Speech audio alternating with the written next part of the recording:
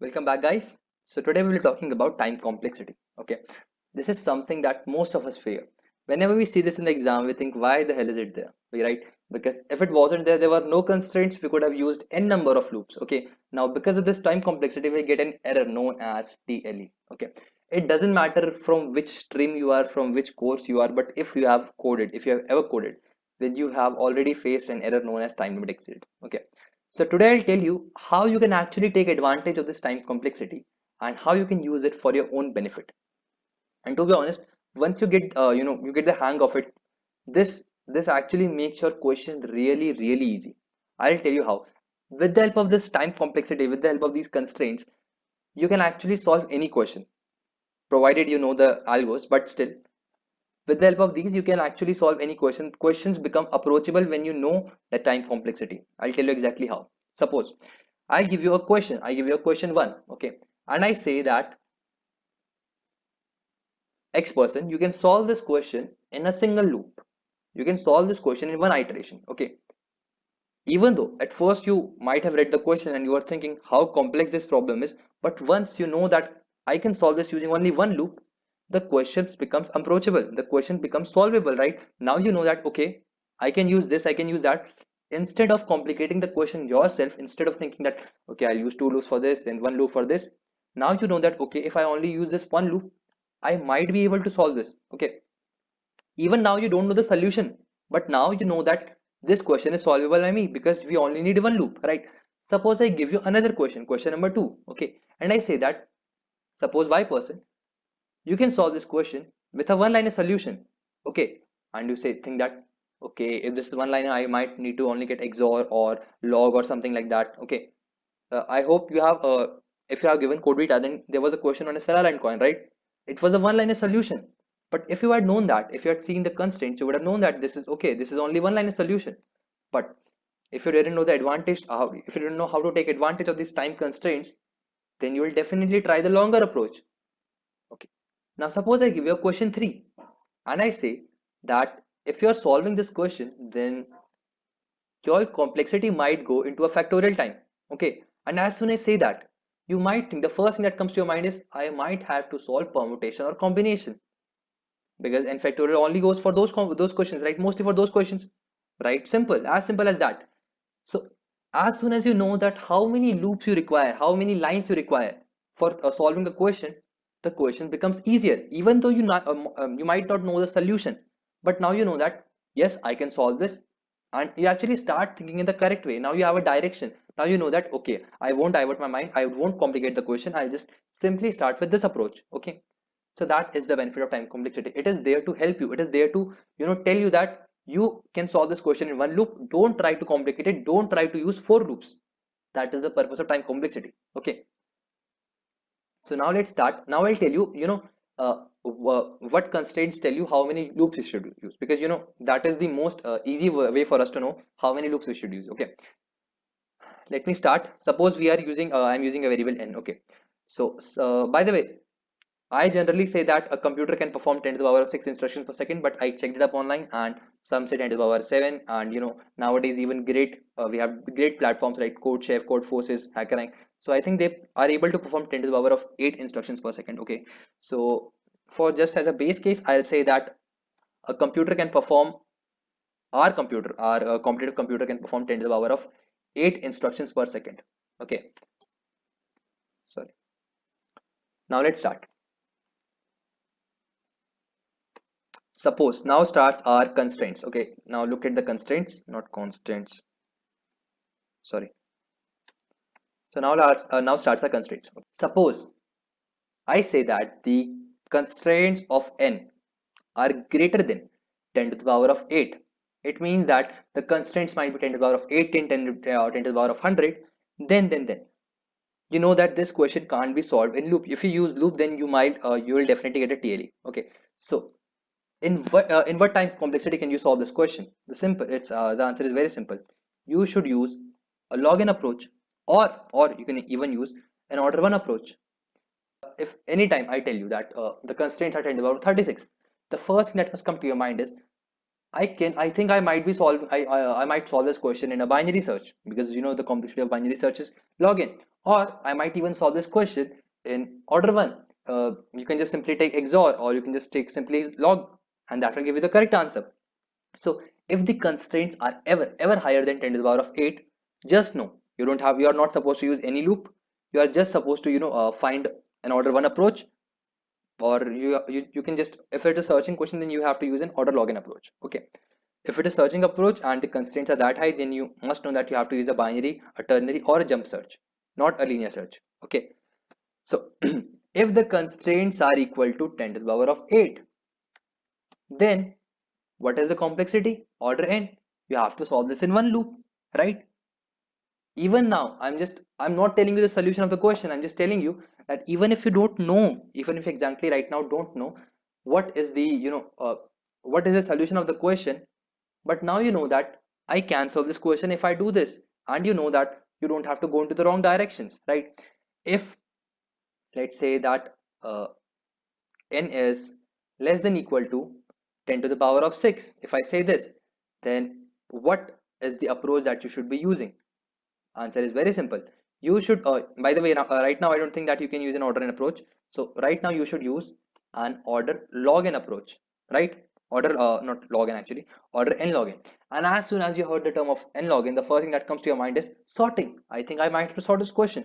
And I think any greedy question that you ever encounter, this will be the complexity there. Okay. So now let's move to the next constraint. What should I say that 10 to the power of 4. Okay, if n is less than equal to 10 to the power of 4, sorry, 10 to the power of 4, then what should be my order? My order should be n raised to the power 2, n square. Okay, that if the constraints are like this, then you need to solve this question in two nested loops. Okay, not higher than that. If you can, then lower in that, then, but not higher than that. Okay, so if n is less than equal to 10 to the power of not 3 actually, let's say 500. If n is less than equal to 500, then you should solve that question in, you can actually solve that question in three loops, three nested loops. Okay, I think by now you might have already gotten the hang of it, that how you are supposed to calculate. If n is less than equal to 100, then the complexity might be like this, and this to the power of 4. Okay, now comes the main part. By the way, if the constraints are like this in any question, if the constraints are like this, like 10 to the power of greater than 10 to the power of 6, that then those questions are generally counted as easy questions. So but as soon as you go higher, you have like bit masking or dp digits, sorry, digit digits, okay, digit dp, sorry, what I'm saying. Okay, so then I think by that time the constraints will be high. So if the constraints are high, you need to know that it is possible, not always, but it is possible that the questions are really difficult. Okay, and let's say that if the complexity is like this 25, then you can actually you can even use an exponential approach. Okay, you can even use an exponential approach, that is 2 to the power of n. And the last thing is, if n is less than equal to 10, then you can even use a factorial approach. Your time can even go to factorials. Okay, o n factorial. So I think now you know what is what kind of approach you should be using. Even though you might not know the solution, but you will know that this is the number of loops I should be using, and you'll actually avoid complicating the question yourself. Okay, so actually now I'll just tell you what are the examples. Examples are really important, right? So for order login, I think binary search might do. By binary search, I think you'll understand. Okay, and as for order one, maybe you when you have to calculate XOR, XOR, or maybe just have to calculate log. So possible. So these are the order login, or different type of searches there are. You have binary, you have ternary. So it's all up to you. And after that comes our linear search, right? So suppose I ask you, actually there is a sorting algorithm also, counting sort. Counting sort is there. You can actually solve, you can actually solve this in, you can actually solve what? You can actually solve an array in order n, but that is only counting sort possible. Why? Because it takes a lot of space. So this is not a memory optimized solution, so we don't generally use counting sort. Okay, so by the way, if you in order n, you can even use linear search. Linear search is there. For order login, the first thing that comes out to our mind is, merge sort. Anytime you use an inbuilt sorting algorithm, it's by default order n login. Okay, so merge sort is good, and after that comes our n square approach. This will be like bubble sort.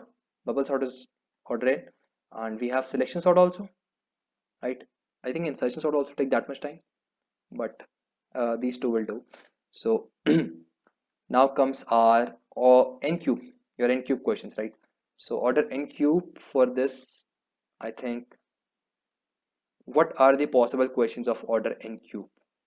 Well, actually, I don't exactly remember, but maybe when you are solving graph questions, not sure, but maybe when you are solving graph questions, because when you're solving graph questions, you first have to traverse two times just to iterate through all the elements. But after that, if you have to perform some different operations on those, so maybe graph question are also solvable in n square and n cube. What about n factorial? By the way, what about 2 to the power of n?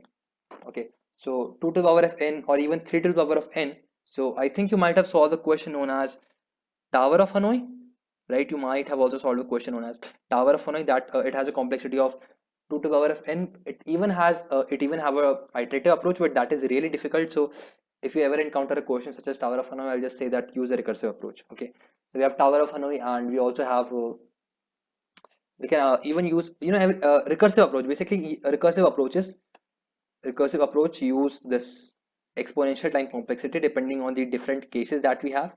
You might have encountered a question known as that staircase problem, where you can only take one step or two step at a time. But if you were asked to take one step, two step, three step at a time, then the complexity will become 3 to the power of n. Okay, so basically recursive approaches take these exponential time, and that is why I personally use recursive approach to convert my solution from recursion to dynamic programming, because it becomes really easy after that. And now what about n factorial? Really simple. Permutations.